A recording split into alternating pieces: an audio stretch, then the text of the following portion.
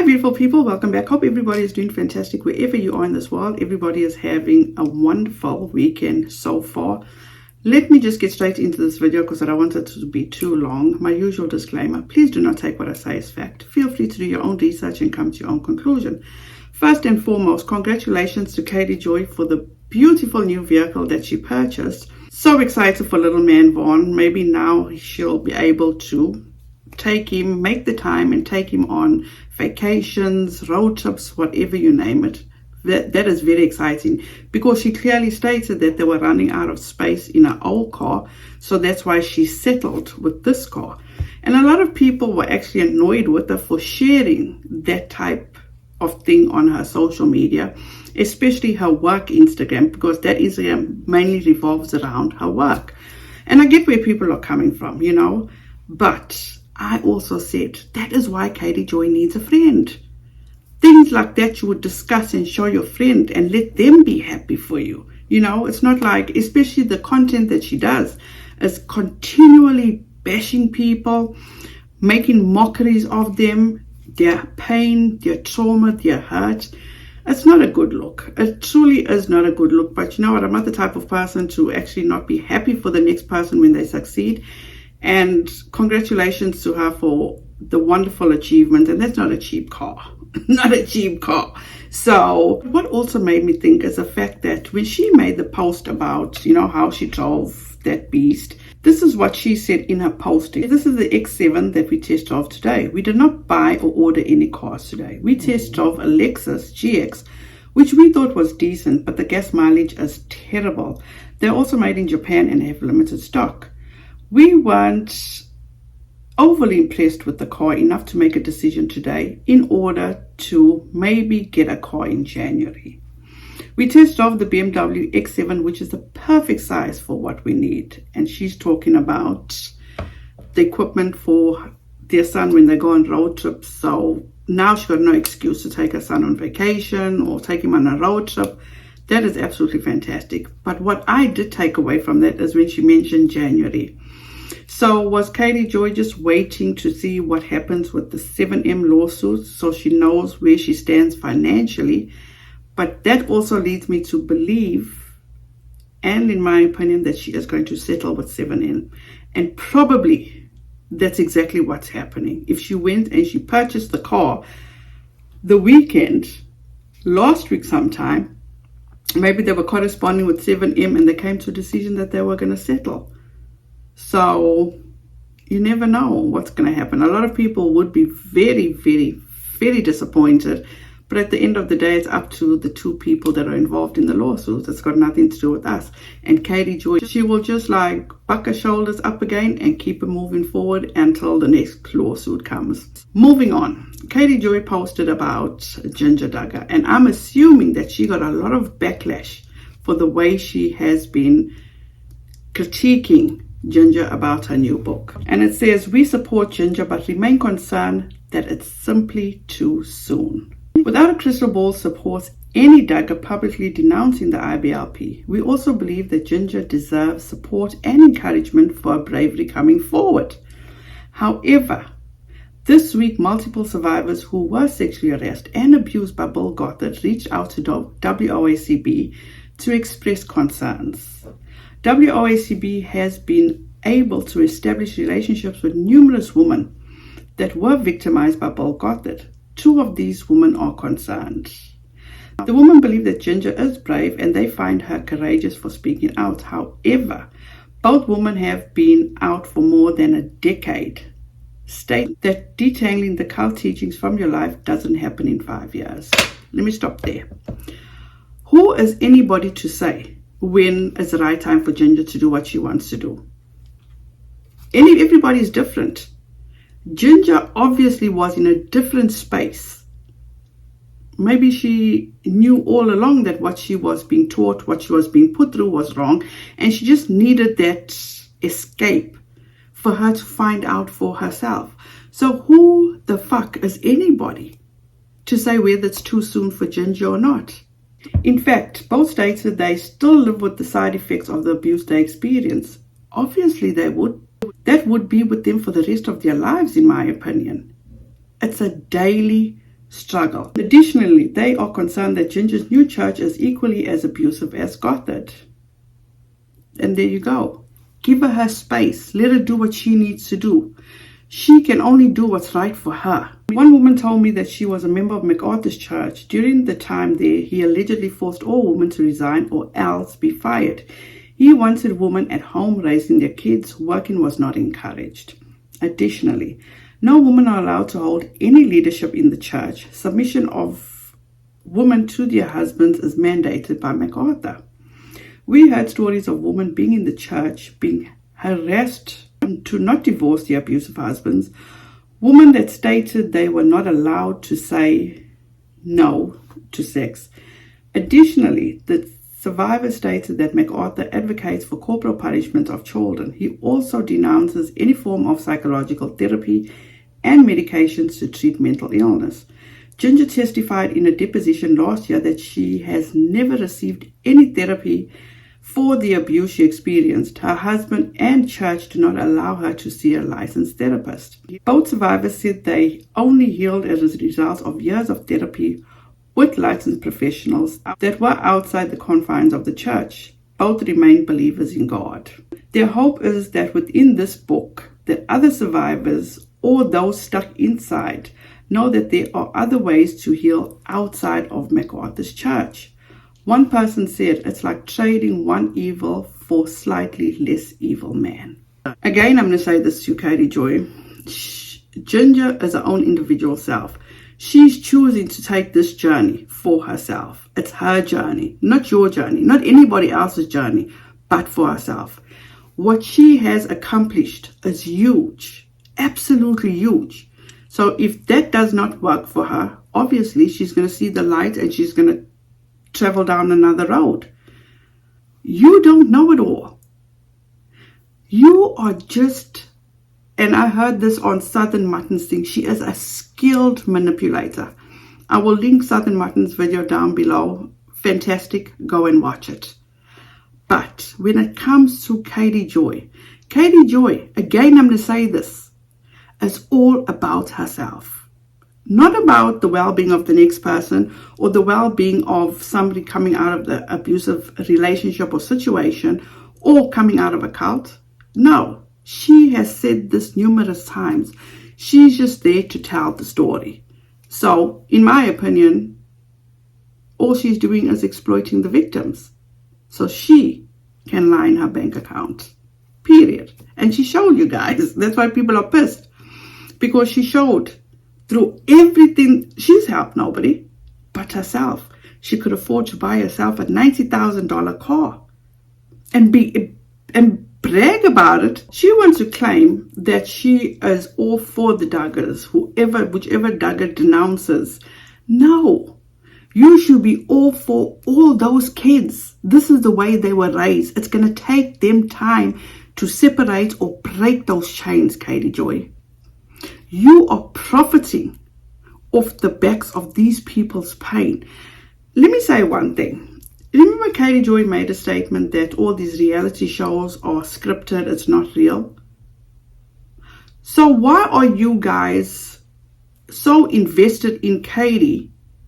Katie Joy comes and does videos on the sister wives. She is as biased as fuck, okay? She just can't stand Robin. Cannot stand Robin. She couldn't stand Mary. She couldn't stand Christine. She couldn't stand anybody. But it's just the way the wind blows for Katie Joy. Whatever gets her the clicks and the views, that's the direction she's going. Same thing she did with Anna Duggar during the trial. It's like, first she was all about, do not be hard on Anna. She's just as much a victim as anybody else. To look at where she's at. Stalking Anna. Saying she's the worst person going. Now, if, as Katie Joy says, these shows, reality shows, are all scripted, why is she getting her panties in a bunch for things that she's saying are scripted? Going off on this Cody Brown, going off on Robin. It's like, I just don't get it. I truly don't get it. Then Katie posts this. My husband and I broke the cycle for our son. It's lonely, but worth it. You are not alone. What cycle did Katie Joy break? I'm confused because Katie Joy never, I know she says she grew up in a Catholic household. She spoke nothing but good things about her parents. She says her parents made sure that she went, got a good education. They saved for college. She herself even said how she went abroad to study. She even said herself she had a boyfriend in high school. She would go to parties. She would do all this and that. What cycle is she breaking? Because the only thing I can think of is maybe Todd's side, where she herself admitted that her brother-in-law is a drug addict. That I can get you. She even said they broke that relationship off long ago. Absolutely long ago. It says cycle breakers. They're often the black sheep of the family because they focus on breaking toxic patterns internally and externally. It can be lonely. Know that you're not alone and it is worth it. You are busy being the change you want to see in the world. You got this. Is Katie Joy now claiming that she came from an abusive home? That she was the black sheep in the family? Because, like I said once again, she actually came and she told stories of what she did in her life in her young days. She went to college. Let me even show you this. I don't even know how somebody can even think this is funny or something to share. Check this out. Think of one of my funny story of my 21st birthday in Spain. I got so drunk that I passed out on a street. Like in Spain, the streets are cobblestone and it was this tiny town and they were narrow. And I passed out on the street, like with my head down and my feet up the hill. So drunk. They threw me into a cab and I somehow managed to tell the cab driver in Spanish how to get me back to my house. There was another embarrassing story when I was drunk, when I was 21 years old, 22, at a wedding, no less, of my cousins, completely drunk, thrown into a cab, and I had nothing on underneath my dress, and everyone saw it. Yay! I don't think, I feel I call bullshit on that story too. It's like, it was how can the same incident happen in 2 years? The same exact, but just different places. Moving on. Then she says tips for going no contact with a toxic parent, and it gives you everything. You can pause to read. To which she says some have asked for some more resources for survivors. I saw this today about going no contact with a toxic parent. I hope this helps. Remember, a trauma bond is not love. Trauma bonds cause guilt, shame, and longing. No contact sets a healthy boundary and is not the silent treatment. Make sure to find a therapist skilled in trauma recovery and work with your doctors on potential medications to help you through the process. Remove tracking devices, block emails, phone numbers, social media, and change your passwords. Remember that you are not alone and find support through professionals if you need help. Going non-contact is very hard but very necessary for many people to heal from abuse. Be kind to yourself during your healing process. If you have thoughts of suicide or self-harm, contact 988, the National Suicide Hotline.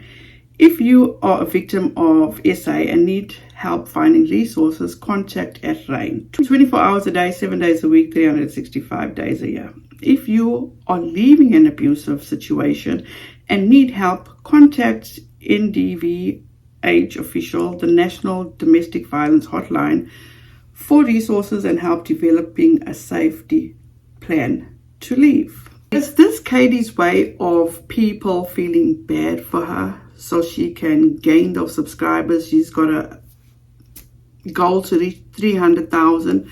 So she's I'm looking at this and I could be wrong, but she is inserting herself, making all this about herself once again. So people can feel bad for her, can feel sorry for her. And so she can reach her goal. Wow. Absolutely wow. Katie Joy covers, or in my opinion, the reason Katie Joy does so well is because this is how many people despise the Duggars. I'm not talking about the kids. I'm talking about the parents and Josh Duggar. Because let's be clear. Those kids grew up in this life. They had no choice.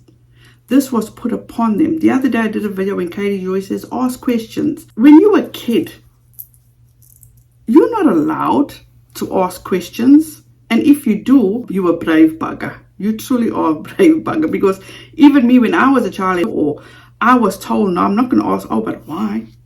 Because I would have a shoe print on my backside. So all this, her saying she supports Ginger, blah, blah, blah. Now, no, you don't. Look how she went after Ginger when they wrote the children's book. Dear Ginger and Jeremy, this message is ableist and beyond offensive to children with disabilities. As if our children are loved in spite of their disability, shame on you both. All children are loved for who they are, not the challenges they face. Such a disgrace. Then she posts this about Michelle and Ginger, to which she says, Michelle Duggar's birthday was yesterday. Only Ginger Duggar shouted out her mum on her birthday. According to Reddit, the Duggars were spotted in Florida recently. Life is a lot more low-key these days without social media manager. First of all, to my recollection, they always had a social media manager. And secondly, your mother is your mother. You know, she will always have a bond with her mother. So who are we to judge, Katie Joy? You don't know what happens behind the scenes. Everything that you go off of is your social media. You have no clue. You're just leaning on your own understandings.